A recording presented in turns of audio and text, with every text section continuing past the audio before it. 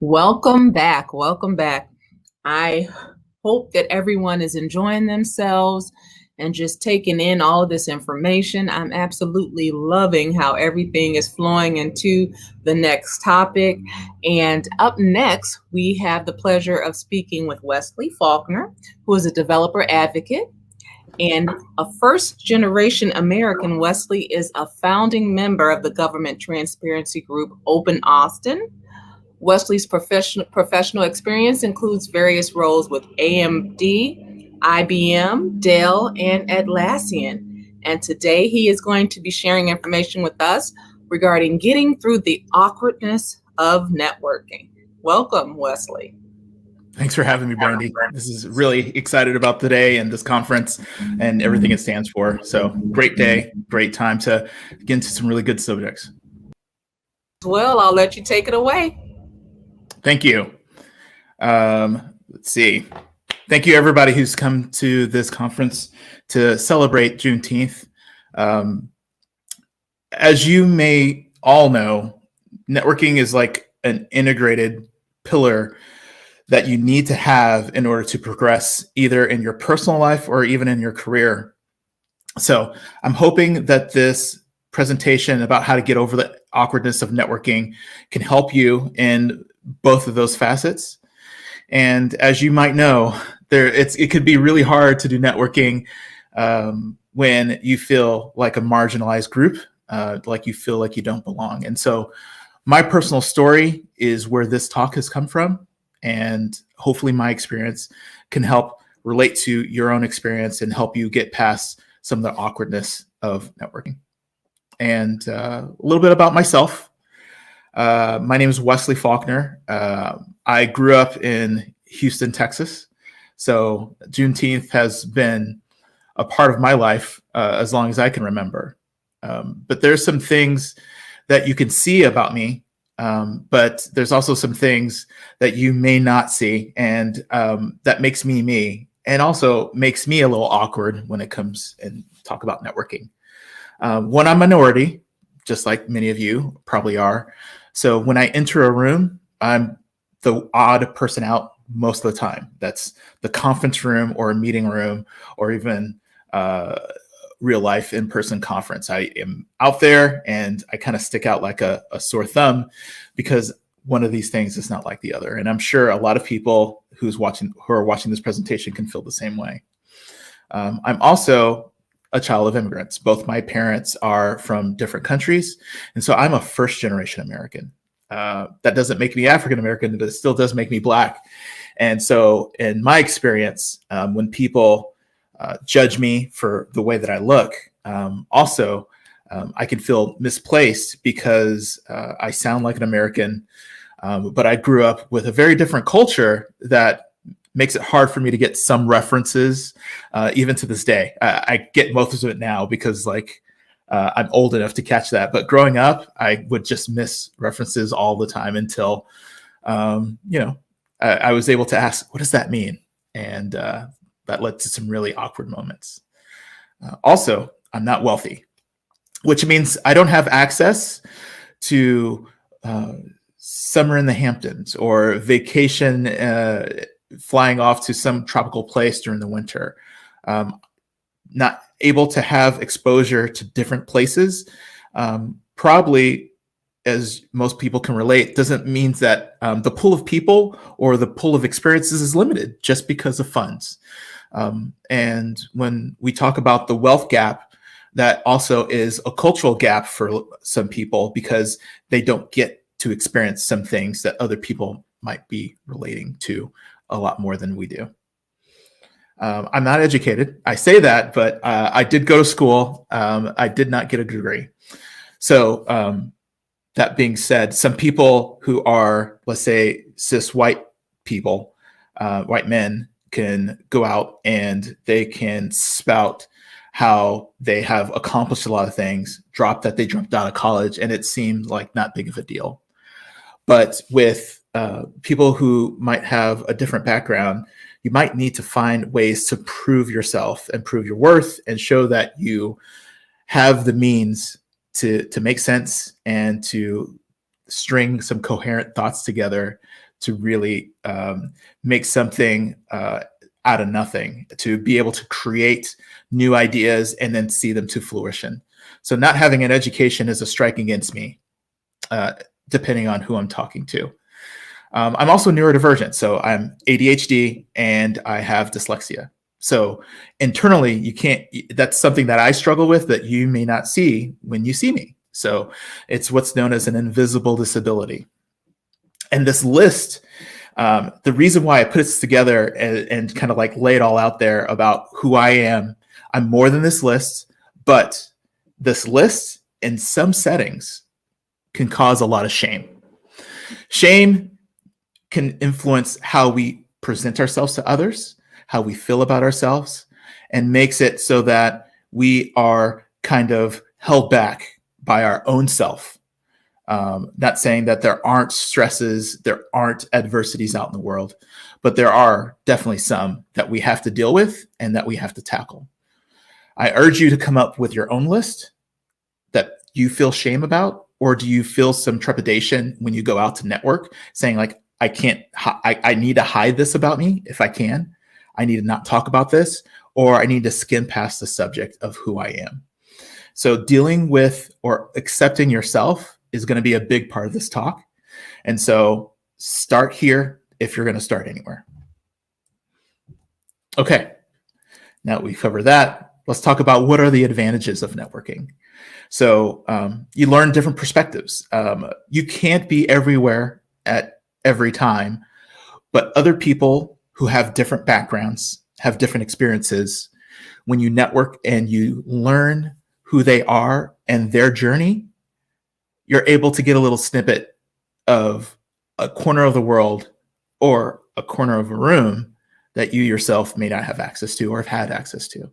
So being able to network with other people with different backgrounds gives you better insight into things you may not have known or been exposed to otherwise.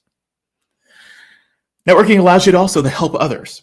So the biggest thing when you network is finding a person in column A who needs something from a person in column B, and then you know both of those people and you're able to connect them and help them, and they get an enhanced relationship with each other because you know them both. So empowering yourself, not just to help yourself, but to help others is a really good advantage to networking. And of course, self-esteem. We talked about accepting yourself, but also when you accept yourself and then you put yourself out there and then you're able to get accepted, or you feel comfortable accepting yourself and putting yourself out there and then being amongst other people as your true self, it helps your self-esteem. You don't have to worry about, oh my gosh, there's going to be a sea of people. How am I going to deal with that? How is this going to impact me? Now, this is assuming that you may not have social anxiety disorder, but generally speaking, the better you are at something, the less it weighs on you than it would otherwise. So if you're good at networking, coming against a sea of people, a crowd of people, can help lower some of your anxiety around that. And I have some tips specifically later on, but before we get there, let's go to the next slide. Question is, why is it so hard? Networking is hard. Let's just face it. Everyone has problems with it. Even me, to this day, I still struggle with some aspects of networking. I'm open to learning and to getting better with every interaction, but it's generally hard, and you have to accept that. One reason why is because it's very uncomfortable. I don't know you, you don't know me. Do we shake hands? Oh no, we don't shake hands anymore because COVID. What do we do? So it's just uncomfortable to be in a space and figuring out how to talk to people. Who do you talk to, right? Do you talk to that person? Do you talk to that person? Do you talk to someone you know, or you're supposed to be networking? Do you talk to someone you don't know? Do you look for someone familiar that you connect with, or do you try to really enhance your the people you know by trying to find someone who you would never talk to otherwise? So it's really hard to figure out who to talk to. And then when you do find that person, what do you talk about? It's the weather. What do you do for a living? It's Depends on where you are. It's really hard to find a subject matter that's your in, that you get to have an open, really revealing, connecting conversation. So that's hard. It's true. And like I said, it's uncomfortable. Most people are bad at it. So even if you get to the place where you're good at, or you think you're good at networking, you're going to be networking with people who are bad at networking. So it's always going to be clumsy. It's always going to be uncomfortable. But you're not alone if you feel that you're bad at it. Most people are. So once again, kind of let that go, thinking that you are the person that's going into an environment of professionals and experts. Everyone is still figuring this out. Like I said, even me. So let's go over what we've been taught about networking. Most people learn about networking not through school, not even through university or taking business classes. It's through the experience of watching movies or watching TV shows, or even like comedies of like how bad someone is at being awkward and they're put on the spot. So you know what not to do. And you see the charismatic, suave person, and you see them work a room and people fawn over them. These are examples that are extreme, but also not really accurate.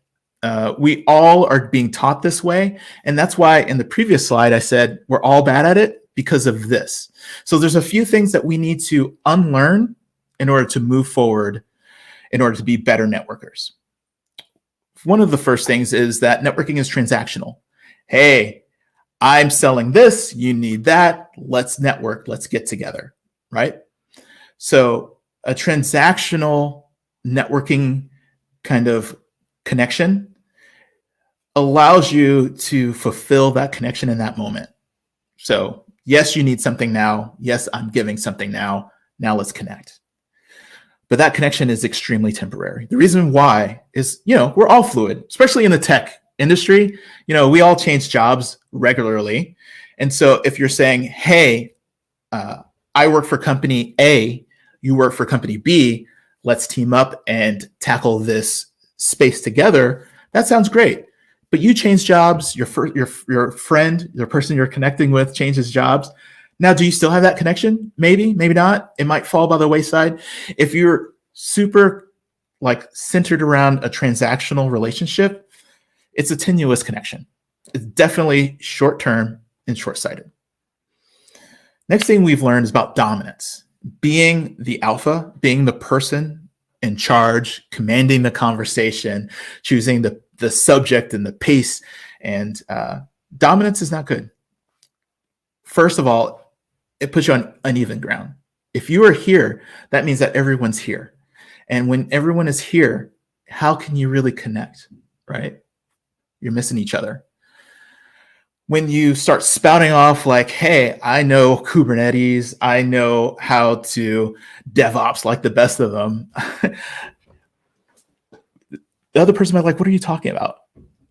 Okay. And if you keep speaking about the things that you're an expert on and they cannot even insert themselves into that conversation because you're at different levels and you like that and you're just showing off how much you know, what you're doing is you're really putting someone off and closing the door for where you two can meet in the middle.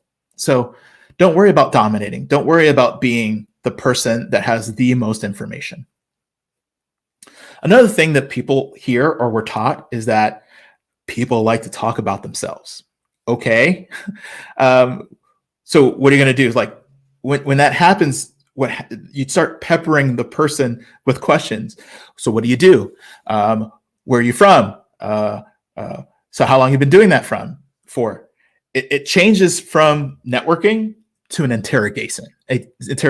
You start hammering with questions. So don't do that. Don't think that people like to talk about them. What they do is they like an exchange.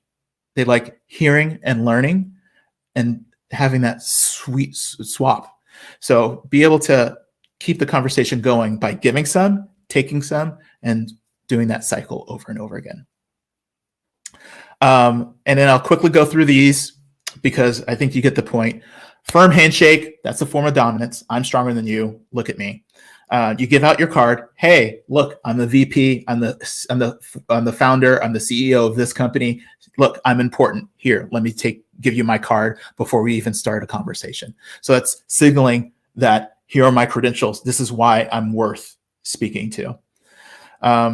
Asking people what they do is also one that is the go-to that we hear from all kinds of shows and movies, and even when you go to a networking event. If you've done this, it's okay. Try not to do it if you can, because what if the person you're talking to doesn't have a job? What if they don't like their job? People are more than what they do for work. They're well-rounded people. So focusing on what they do just narrows down the conversation when you're talking to that person. So if you can, stay away from that. All right.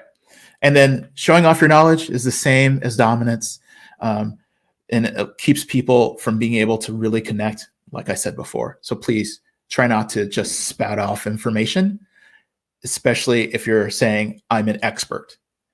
If you're an expert, then there's no way that I can even challenge you by asking questions or coming with a contrary opinion, because that automatically makes me wrong. All right, let's go over some basics. Eye contact. Okay, first of all, like I mentioned, I'm neurodiverse. So this one's a little ableism, saying to do eye contact.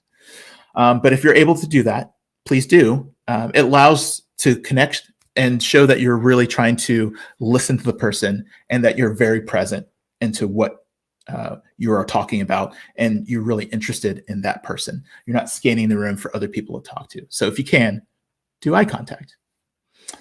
Next, listen, don't interrupt. Like I said, people are awkward. People can be a little fumbly when you first meet them, and they might start talking and talking and talking. And then you inadvertently listen for the one keyword where you can relate. Someone mentioned Basecamp. Oh, I know about that controversy. I'm going to jump in. Let's talk about Basecamp. And you interrupt them saying, oh, I heard about that. What happened was, no, what you do is you let them finish. You let them talk. You let them express what they want to. And you try to listen to all of it, because that point in which you interrupted someone, they could be talking or warming up to something that's extremely personal or extremely important to them. So if you can, please don't interrupt. Just let them keep talking. And then when they're done, there's a pause. Then take your turn. Okay. When they're talking, also don't focus on what to say next, because that means you're not listening. If there is something that they said is interesting, see it, hold it, go ahead and let it go by. And if you forget it, that's totally cool. Let it go. Just listen to what they're saying, because the next thing, like I said, might be more important. If you can, smile. Smiling not only shows that you are approachable when you're interested, and it kind of mirrors, people tend to mirror the other person they're speaking with. And if you smile, they'll smile too. And if you're worried about being comfortable, smiling helps release endorphins for yourself. So it's not just the person you're talking to that smiling helps. It helps you. It'll help you feel better about where you are. Sometimes actions come before feelings. So if you want to feel comfortable, smile. And then you might feel like the smile that you're showing. So if you feel a little nervous, try smiling. That might help. This one's really important. This next one, stay away from unaligned people. We've talked about meeting people with different experiences. Some of those experiences are racist, y'all. Some of them are just horrid, misogynistic, transphobic, things that really put you off. If someone hits one of your red flags and this person's not one of my people, feel free to excuse yourself from that conversation. You don't have to be rude. You don't have to say, nuh-uh, and leave. You can just say, you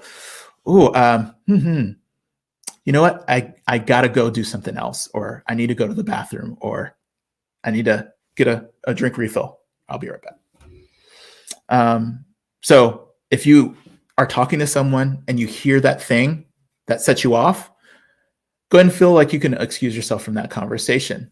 There are two reasons for that. One, people want to be wholly seen, and not just the person you're talking to, but yourself. So you're more than just your job. You're more than just what you're there to do. If it's like a Rails conference, for instance, you're more than just a Rails programmer. You are a wholly person that with different facets. And when you're with an unaligned person, once you hear that trigger word, you just need to say, if you are suppressing that part of yourself, you're like, okay, I will just act like that was okay. I will act like I won't talk about Black Lives Matter because that person doesn't like them. But I still want to get in. I still want to network. I still want to be nice to this person, and maybe they can help me. So if you hear that, you're hiding that person yourself. One. And once you're hiding that part of yourself, that means you have to tippy-toe around that the whole relationship. And we're talking about long-term relationships and not just short-term ones. So when you hear that thing that makes you go, oh, I don't like this, feel free to say, that's something I don't want to continue. The other reason, number two, the reason why you kind of excuse yourselves from unaligned relationships is that if you decide to go forward, realize that what you're doing is choosing a transactional relationship where you're using that person. Because the only reason why you would continue on is because you feel like you can get something out of that person. That person can help you. So I'm going to use them even though I don't like them. And that's one of those things where you're going to be selling your soul until you get that thing, and you may get that thing. And then someone might say, hey, weren't you friends with Dave? Did you know that he's a super racist guy? And you'd be like, yeah, but he was helping me out. No, you don't want to be associated with those people. If they are standing for something that is across your red line, don't pursue that relationship. All right, some tips. All right. If you are awkward, just in general, and you're just starting out, go to a venue early. Scout it out, know where the bathrooms are, know where the high traffic areas are, know how to get out to the patio. If you you need to go get a drink, you need to go downstairs. You want to go where it's cooler, where it's warmer, indoor, outdoor. Arrive early, understand the venue, and when you know where people are going to be ingressing and egressing, try not to be that in that area, because one thing that causes me anxiety is that moving out of the way as people come and go. So try to make sure that you're in a spot that you don't have to worry about other people, that you can focus on the person that you're speaking with.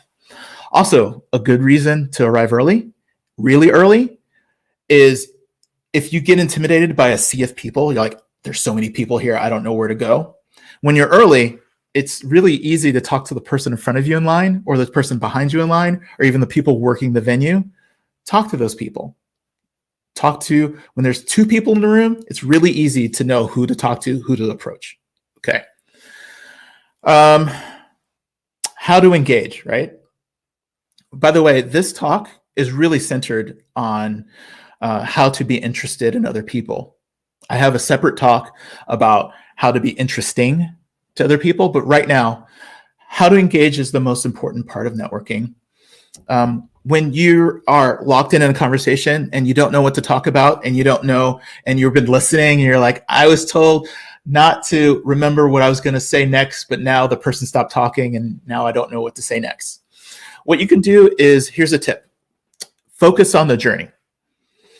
No matter if you're talking to the janitor or you're talking to Oprah and you're both in the same place, your path and their path have brought you together at this one point. How you both got there is something you have in common. So start there. How did you get to this conference? Why are you waiting for the bathroom?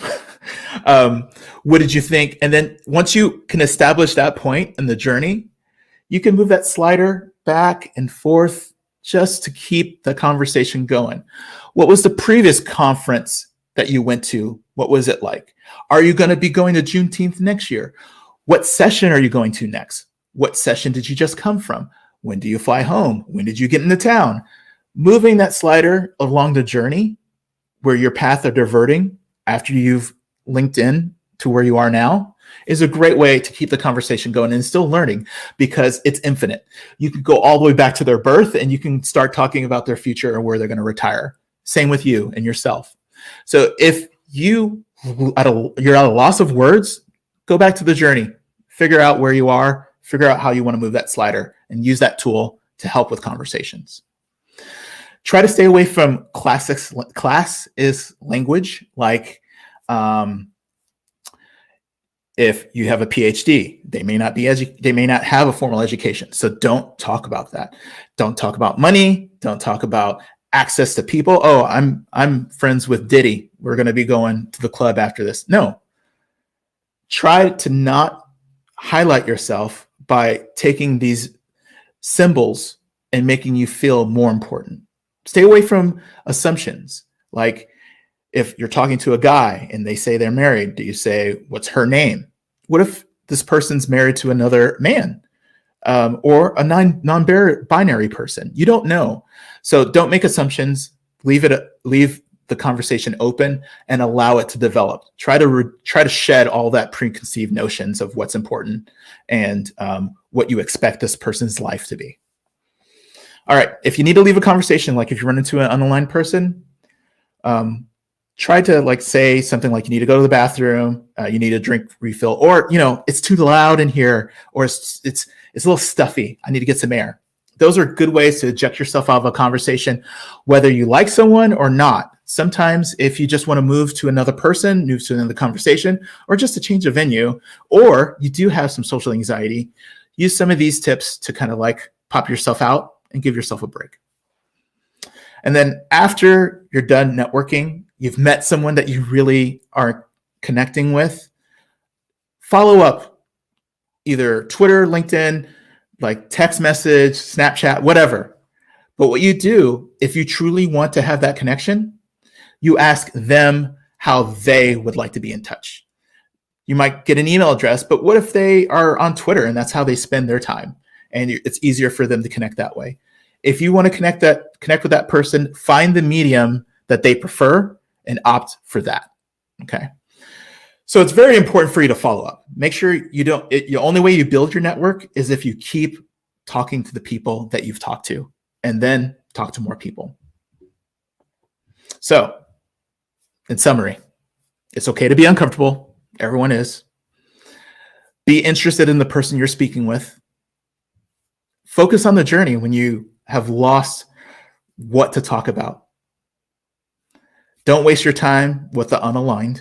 So once they say, hey, big red flag, it's time for you to say, it's not worth my time to invest in this relationship. And then follow up. If you really and truly care about this person, you've connected, keep that connection. Make sure you follow up on the medium that they prefer. Thank you. This is how to get in contact with me. I prefer Twitter. But if you go to www.wesleyfaulkner.com, you can also ping me there and see what work I've done. So thank you for your time. This has been a great conference, and I hope to connect with you someday when we can meet in person. Thank you so much, Wesley. This has been so informative. And I hope that everyone did jot down the ways to contact you and follow you. I know I am very interested in hearing more. I know this was about being interested. I am so looking forward to hearing about being interesting, because that's not easy as well. Yeah. And exactly. I think it's absolutely amazing what you were saying about dominance and everything, because we have been taught, give that firm handshake and you think that's a good thing. And today we found out not so much. But thank you so very much for spending time with us and for sharing. And we hope you have a great rest of the day. All right. Thanks for having me. This has been fun. When you're talking to someone, firm handshake, there has to be a winner and loser, which means you're off to a bad start. I love that. Thank you so much. Bye-bye. Bye.